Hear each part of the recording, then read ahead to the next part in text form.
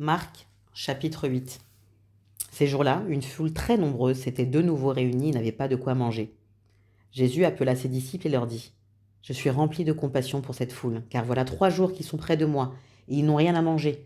Si je les renvoie chez eux à jeun, les forces leur manqueront en chemin, car quelques-uns d'entre eux sont venus de loin. » Ses disciples lui répondirent : « Comment pourrait-on leur donner assez de pain à manger ici, dans un endroit désert ?»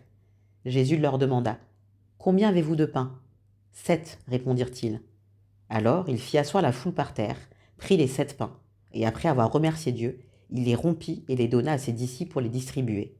Et ils les distribuèrent à la foule. Ils avaient encore quelques petits poissons. Jésus les bénit et les fit aussi distribuer. Ils mangèrent et furent rassasiés. Et l'on emporta 7 corbeilles pleines des morceaux qui restaient. Ceux qui mangèrent étaient environ 4000. Ensuite, Jésus les renvoya. Aussitôt, il monta dans la barque avec ses disciples et se rendit dans la région de Dalmanuta. Les pharisiens arrivèrent, se mirent à discuter avec Jésus, et pour le mettre à l'épreuve, lui demandèrent un signe venant du ciel. Jésus soupira profondément dans son esprit et dit : « Pourquoi cette génération demande-t-elle un signe ? Je vous le dis en vérité, il ne sera pas donné de signe à cette génération. » Puis il les quitta et remonta dans la barque pour passer sur l'autre rive.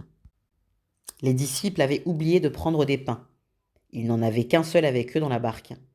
Jésus leur fit cette recommandation : « Attention, méfiez-vous du levain des pharisiens et du levain d'Hérode. » Les disciples raisonnaient entre eux et disaient : « C'est parce que nous n'avons pas de pain. » Jésus, le sachant, leur dit : « Pourquoi raisonnez-vous sur le fait que vous n'avez pas de pain ? Ne comprenez-vous pas et ne saisissez-vous pas encore ? Avez-vous encore le cœur endurci ? Vous avez des yeux et vous ne voyez pas. Vous avez des oreilles et vous n'entendez pas ? Ne vous rappelez-vous pas ? Quand j'ai rompu les 5 pains pour les 5000 hommes, combien de paniers pleins de morceaux avez-vous emporté ? 12, lui répondirent-ils. Et quand j'ai rompu les 7 pains pour les 4000 hommes, combien de corbeilles pleines de morceaux avez-vous emporté ? 7, répondirent-ils. Et il leur dit : comment se fait-il que vous ne compreniez pas encore ? Ils se rendirent à Bethsaïda. On amena un aveugle vers Jésus et on le supplia de le toucher. Il prit l'aveugle par la main et le conduisit à l'extérieur du village. Puis il lui mit de la salive sur les yeux, posa les mains sur lui et lui demanda s'il voyait quelque chose. Il regarda et dit : j'aperçois les gens, je les vois comme des arbres. Et ils marchent. Jésus lui mit de nouveau les mains sur les yeux, et quand l'aveugle le regarda fixement, il fut guéri, et vit tout distinctement.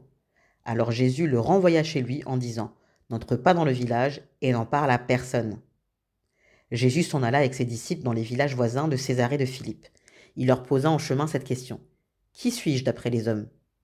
Ils répondirent : Jean-Baptiste, d'après certains, Élie d'après d'autres, l'un des prophètes. Et d'après vous, qui suis-je ? Leur demanda-t-il. Pierre lui répondit : tu es le Messie. Jésus leur recommanda sévèrement de n'en parler à personne. Alors il commença à leur enseigner qu'il fallait que le Fils de l'homme souffre beaucoup, qu'il soit rejeté par les anciens, par les chefs des prêtres et par les spécialistes de la loi, qu'il soit mis à mort et qu'il ressuscite 3 jours après. Il leur disait cela ouvertement. Alors Pierre le prit à part et se mit à le reprendre. Mais Jésus se retourna, regarda ses disciples et réprimanda Pierre en disant : « Arrière, Satan, car tes pensées ne sont pas les pensées de Dieu, mais celles des hommes. » Puis il appela la foule avec ses disciples et il leur dit : « Si quelqu'un veut être mon disciple, qu'il renonce à lui-même, qu'il se charge de sa croix et qu'il me suive. En effet, celui qui voudra sauver sa vie la perdra, mais celui qui la perdra à cause de moi et de la bonne nouvelle la sauvera. Et que servira-t-il à un homme de gagner le monde entier s'il perd son âme ? Que donnera un homme en échange de son âme ? En effet, celui qui aura honte de moi et de mes paroles au milieu de cette génération adultère et pécheresse, le Fils de l'homme aura aussi honte de lui quand il viendra dans la gloire de son Père avec les saints anges. »